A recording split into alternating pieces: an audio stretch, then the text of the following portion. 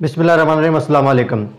महंगाई की तूफ़ान, दहशत गर्दी की लहर, मगर इससे पीडीएम की सिंध हुकूमत की तरजीहात देखें, ये आज भी सियासी इंतकामी कार्रवाई करने में लगे हुए हैं। बैड गवर्नेंस की बावजूद भी ना ये ख़ुद डिलीवर कर रहे हैं, ना कोई बिरादर मुल्क इनको सपोर्ट करने के लिए तैयार है, इनको पैसे देने के लिए तैयार है, लेकिन ये अपनी मुंह छुपाने के लिए, अपनी खपत छुपाने के लिए आज भी एक सियासी रहनुमा, एक सियासी पार्टी को इंतकामी कार्रवाई करने में लगे हुए हैं कि उसकी पार्टी के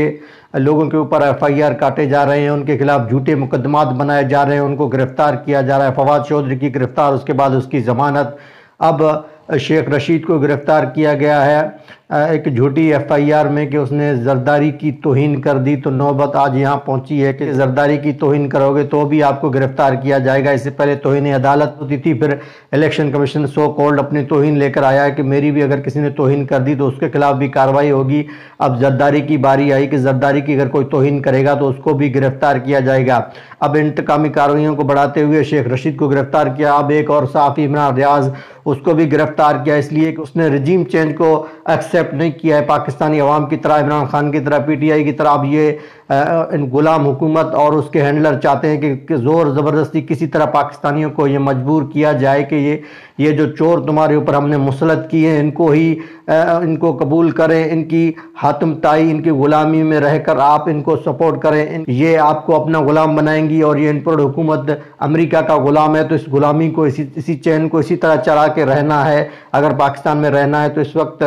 ऐसी इंतकामी कार्रवाइयाँ की जा रही हैं पाकिस्तान में कि बजाय वो अपने मुल्क की सूरत हाल, जो दहशत गर्दी की वाक़यात हो रहे हैं वहाँ पर तवज्जो दें, और राणा वज़ीर दाखिला बजाय कि वो दहशत गर्दी के जो वाक़यात हो रहे हैं वहाँ पर सिक्योरिटी की इंतज़ामात करें, वहाँ बॉर्डर को अपने महफूज करें। ये लगे हुए मरहम नवाज़ की छोटे छोटे कन्वेंशन सिक्योरिटी लगाने में लगे हुए, उनके सैर तफरी के लिए जो सिक्योरिटी मुहैया किया जाता है तो उसके लिए और राणा लगे हुए मरहम नवाज़ को कि उसको कोई चोर डाकू के नारे न सुनने पड़े, अवाम उसके ऊपर कोई हमला न कर दे। तो वो उसकी पूरी जिम्मेदारी है कि मरहम को किसी तरह बचाना है अवाम की गम और गुस्से से कि उसके ऊपर हमला ना हो जाए। लेकिन पाकिस्तानी अवाम मरते हैं तो उनको मरने दो, उनको इस एलीट को कोई फ़र्क नहीं पड़ता, बचेंगे तो ये अवाम की तो कोई हैसियत नहीं है। लेकिन इन चोरों को, इस गुलामों को बचाना है जो अमेरिका के ग़ुलाम है। और उसके हैंडलर भी अभी तक लगे हुए हैं कि किसी तरह एक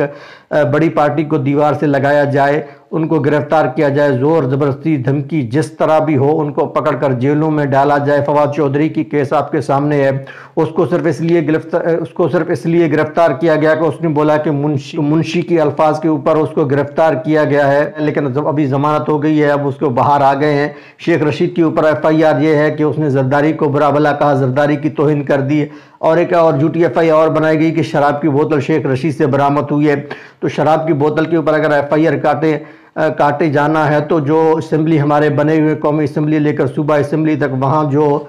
शराब की बोतलें इस्तेमाल होती हैं, अगर वहाँ कोई ईमानदारी से कोई अवाम ही जाकर वहाँ देखे तो उनकी अयाशियाँ ख़त्म नहीं हो रही, उनकी अयाशियों का जायज़ा लिया जाए तो ये सारे उस केस में अंदर हो जाएंगे। लेकिन शेख रशीद के खिलाफ जो इंतकामी कार्रवाई की जा रही हैं, किसी तरह डरा धमका कर इमरान खान से इनको अलग किया जाए, लेकिन पीटीआई वाले और शेख रशीद समेत जो चंद बचे हुए सहाफ़ी हैं जो हक़ की बात करते हैं, समी इब्राहिम, साबिर शाकिर, इमरान रियाज